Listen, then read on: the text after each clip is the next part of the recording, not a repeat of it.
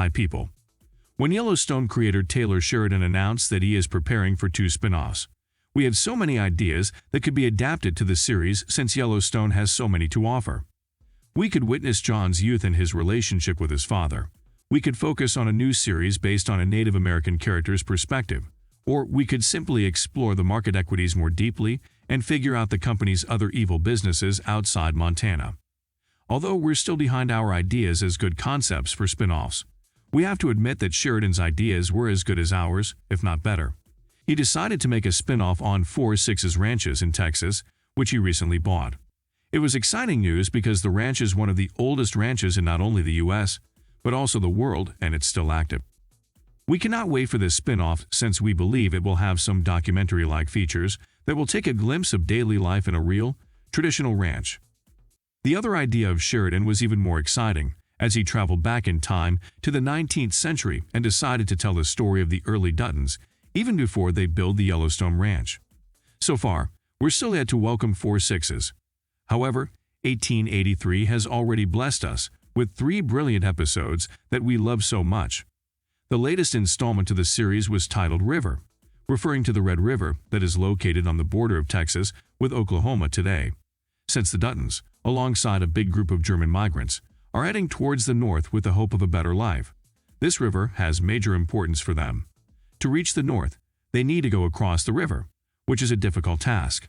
Not only the Germans are slow and loaded with many possessions, but also they have cattle, and having a cattle drive through the river is still a problem for many ranchers today.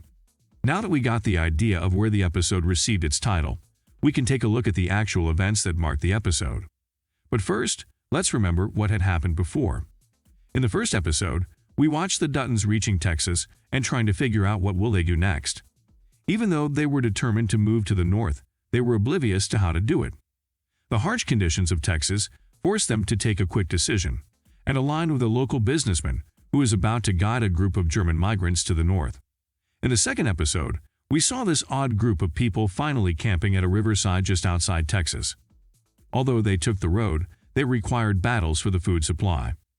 Thus, the men of the group left them to buy cattle, while the rest remained camping. Unfortunately, they had to face the first dangers of the journey at that point, since a group of bandits raided the camp, killing the niece of James Dutton. The incident shook the family, especially her mother, Claire. At that point, we learned that Claire not only lost her husband, but also 7 of her children. The incident devastated her, to the point she questioned everything about this journey. She was critical of James' dreams in the first place, and now, she couldn't see any reason to join him. In the end, she decided not to move on with the group and stay with her dead daughter. James resisted at first, but when Claire said that this is a free country and she can do whatever she wants, he gave in. Claire killed himself there, causing the Duttons a great tragedy as half of the family died at the very beginning of this long journey. In the third episode, we watched the group trying to move on with their journey and visited their daily life. It was clear that things were not going very smoothly since there were deadly dangers everywhere. The river caused a major division within the group, since James insisted on going to the west and then crossing the river from that point, while Shay Brennan wanted to go east and use the ferry. We are not sure why James was so against the idea of a ferry, but he was determined to follow the west as the route.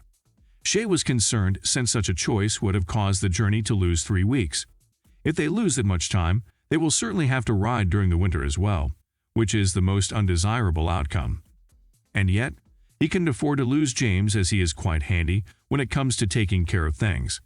We also watched the intergroup dynamics of the Germans, as they discriminate against the gypsies and treat them as if they are not human.